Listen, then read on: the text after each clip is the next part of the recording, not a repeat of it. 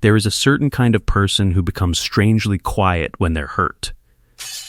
Not angry, not dramatic, not demanding, just quiet, and because they don't yell, people assume they're fine. Because they don't complain, people assume they've moved on. Because they don't fight back, people assume it didn't matter. But what most people never realize is that silence is sometimes the loudest form of pain. Pay close attention, because the psychology only gets deeper from here. You may even recognize yourself in ways you never expected. Imagine this. A friend says something that cuts deeper than they intended. Everyone else at the table keeps laughing. The conversation moves on. And you smile too. But something changes. You become quieter.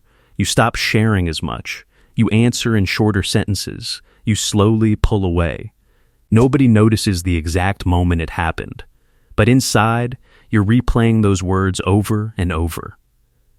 If this sounds familiar, you're not imagining it. And you're definitely not alone. The first thing to understand is that quiet people don't always become silent because they have nothing to say. Sometimes they become silent because they have too much to say. Too many thoughts, too many emotions, too many questions. They know that if they speak while they're hurt, the words may come out wrong. So instead, they retreat inward. To the outside world, it looks like distance. To them, it feels like protection. A psychologist once described emotional pain as an invisible wound. If you break your arm, everyone can see it. If someone breaks your trust, nobody can. And people who go quiet when hurt often understand this better than anyone. They've learned that not everyone knows how to handle vulnerability. Not everyone listens. Not everyone cares. So they stop explaining. They stop defending themselves. And eventually, they stop talking about it altogether. But here's where it gets interesting. Many people assume silence means weakness. The truth is often the opposite. Think about a family dinner. An argument starts. Voices get louder. Everyone wants to prove they're right. But one person suddenly stops talking. At first, it looks like surrender. But inside, something else is happening. They're watching, processing, measuring every word. They've realized that winning the argument won't heal and sometimes the quietest person in the room is the one feeling everything the deepest. Pause for a moment and think about your own life. When you're truly hurt, do you move closer to people or do you disappear for a while? Your answer reveals more about your emotional world than you might think. The psychology gets even deeper. Because many silent people aren't afraid of conflict. They're afraid of disappointment. There's a difference. Conflict can be solved. Disappointment is harder. Disappointment happens when someone you trusted becomes someone you didn't expect. And that realization creates a unique kind of pain. A pain that words often fail to capture. That's why some people don't cry in front of others. They don't explain. They don't beg to be understood. They simply become quiet, not because they don't care, because they care too much. Imagine building a house on what you believed was solid ground. Then one day, you discover the foundation was weaker than you thought. That's what emotional betrayal feels like. And before rebuilding, most people need time.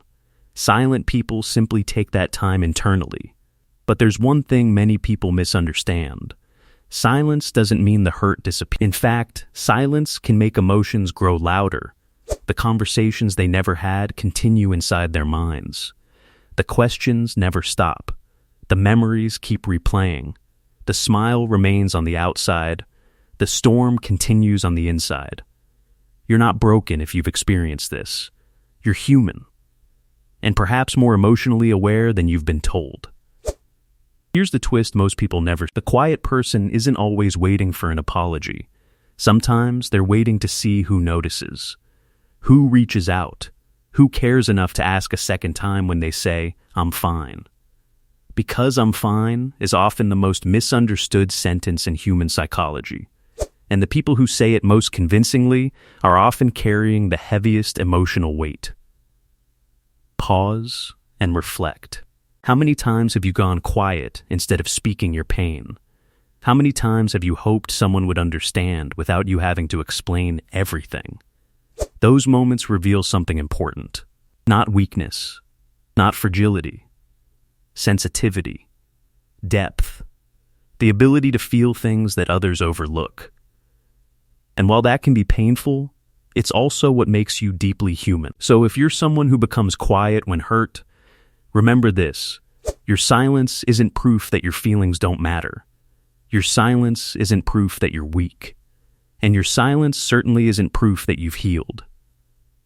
Sometimes silence is simply the language of a heart trying to protect itself. A heart trying to make sense of something it never expected. And maybe the next time someone asks if you're okay, you'll realize something powerful. You don't always have to carry the entire weight alone. Because the people who care about you aren't looking for perfect words. They're looking for the truth. And sometimes the bravest thing a quiet person can do is finally speak.